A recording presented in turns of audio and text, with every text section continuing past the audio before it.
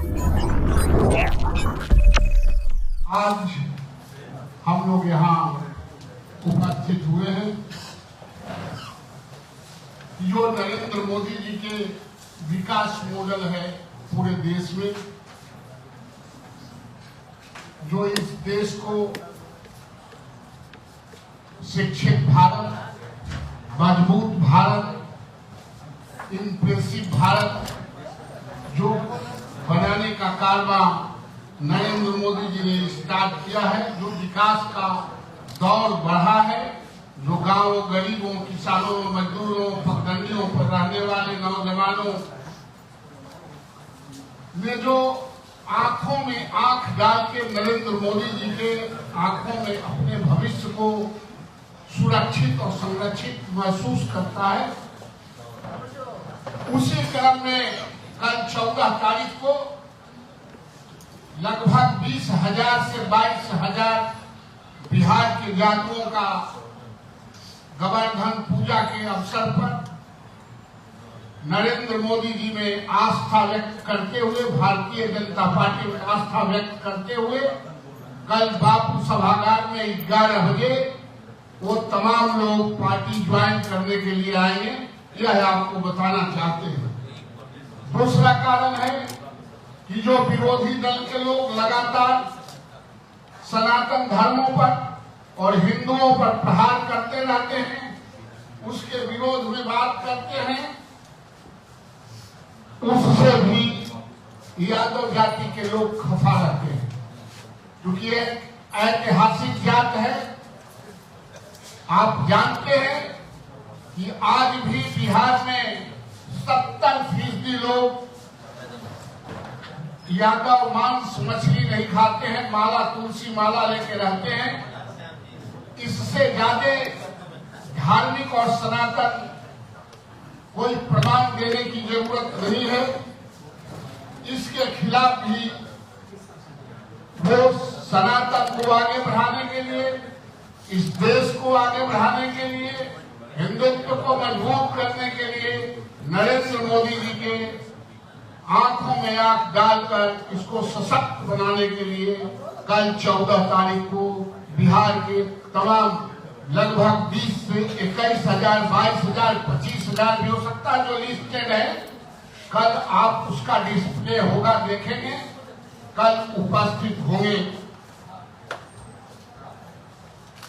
यादवों को भारतीय जनता पार्टी ने बड़े मजबूती के साथ आज नहीं शुरू से सम्मान देता रहा है और रिप्रेजेंटेशन भी हमेशा देता रहा है। भारतीय जनता पार्टी के अध्यक्ष के रूप में जगदम्बिका प्रसाद यादव जी को बनाया, नंद किशोर यादव जी को बनाया और आज जो देश के गृह राज्य मंत्री है नित्यानंद राय जी को बनाया। और इससे अधिक और क्या भारतीय जनता पार्टी कर सकती है? देश की सुरक्षा की जवाबदेही के रूप में गृह राज्य मंत्री को पूरे देश में सुरक्षित रखने के लिए गृह राज्य मंत्री के रूप में नित्यानंद राय जी को मंत्रिमंडल में शामिल करके भी यादवों का सम्मान बढ़ाए हैं। और जहां तक मेरा सवाल है, मैं सदन में आपके सामने मैं रोज रहता हूं, मैं सदन का सदस्य हूं, यह भारतीय जनता पार्टी का कमाल है। यही नहीं, यादव समाज के जनार्दन यादव जी भी राज्यसभा के सदस्य थे और सबसे बड़ी बात है, यादव विराटतम रूप में विश्वास करता है, कृष्णवंशी है। कृष्ण जिस तरह से विराट रूप को धारण करते थे, उसी तरह विराटतम रूप को स्वीकार करता है। और जो यहाँ के जो विरोधी पार्टी है, जो रीजनल पार्टी है, वो छोटे छोटे खंड में बटे हुए हैं, उसको और पसंद नहीं करता। और विराटतम रूप अगर कहीं देखना है तो वो भारतीय जनता पार्टी, दुनिया के बड़ा संगठित पार्टी जो अपने सभ्यता और संस्कृति को कैरी करता है, उसके लिए भी यादव कम्युनिटी और यादव के नौजवान भारतीय जनता पार्टी की तरफ आने के लिए, नरेंद्र मोदी जी के हाथों को मजबूत करने के लिए ये हमेशा तैयार रहते हैं। बीजेपी गरीब, गुरबा, वंचित, पिछड़ा, अति पिछड़ा कल्याण हेतु लगातार कार्य करते रहते हैं। हमेशा इस कारवां को भारतीय जनता पार्टी ने आगे बढ़ाया है, इसलिए भी बीजेपी के प्रति यादवों का समर्थन बढ़ा है, बढ़ेगा। और एक बात और मैं बता दूं, भारतीय जनता पार्टी चाहे 77 हो, 80 हो, 85 हो, 89 हो, सारे चुनावों में यादवों ने बढ़ चढ़ के मतदान किया है। क्योंकि एक साथ कांग्रेस के खिलाफ यादव मतदाता इस देश में 52 के बाद से कांग्रेस के खिलाफ मतदान करते थे और उसमें एक उसके उल्टा फुल में प्रतिपक्ष भारतीय जनता पार्टी थी, इसलिए हमेशा करता रहा है, कोई नई बात नहीं है। इसलिए आपको बताने आए हैं कि कल ये गोवर्धन पूजा के अवसर पर इन पाखंडियों को, इन घमंडियों को हैसियत बताने के लिए बिहार के यादव नौजवान उपस्थित होंगे। थैंक यू, धन्यवाद। आपके प्रश्न यादवों का सम्मेलन होगा क्या? तो आपने सुना नहीं था? यादवों के खाली नामे लिए हैं तो दूसरा की कैसे सम्मेलन होगा? ये आप लोग कहते हैं कि जाति विशेष हम लोग नहीं काम करते हैं, तो लेकिन क्या सिर्फ ये यादवों के लिए ही कार्यक्रम है? काहे जाति को यहाँ से खदेड़ के भगा दिया गया है क्या? जाति समाज में है तो जाति का क्यों नहीं होगा?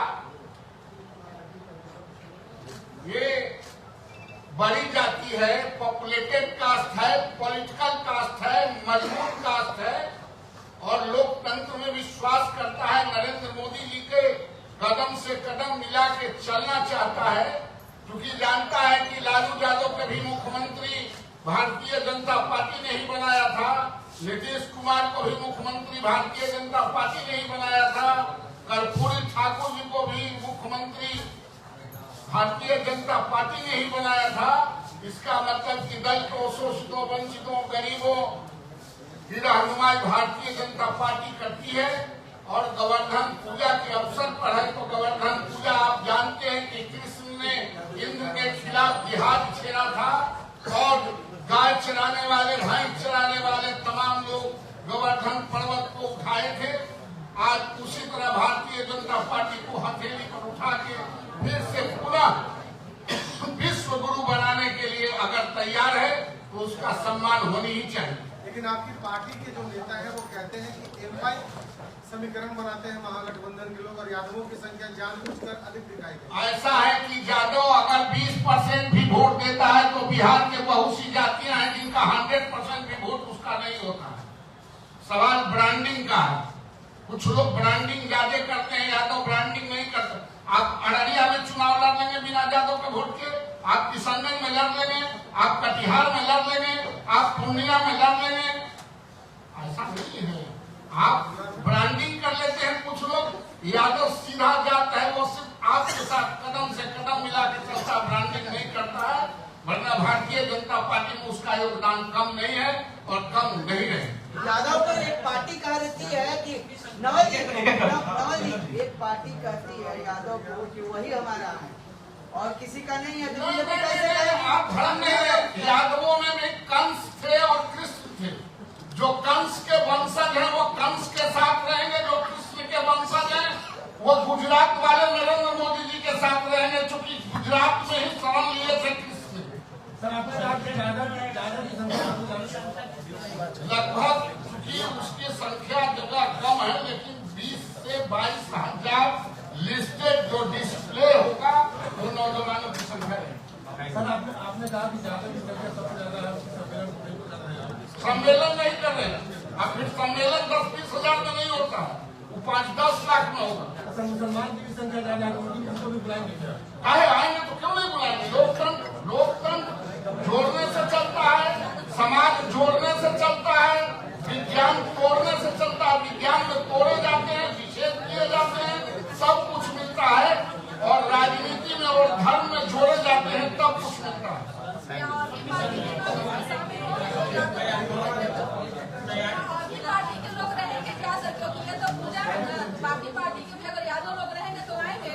पार्टी के लिए रहेंगे जो नरेंद्र मोदी जी पे विश्वास करते हैं, जो समर्थन देने आए हैं वही रहेंगे। और आपको भी निमंत्रण है, आप दूसरा जाते हैं तैयो आपको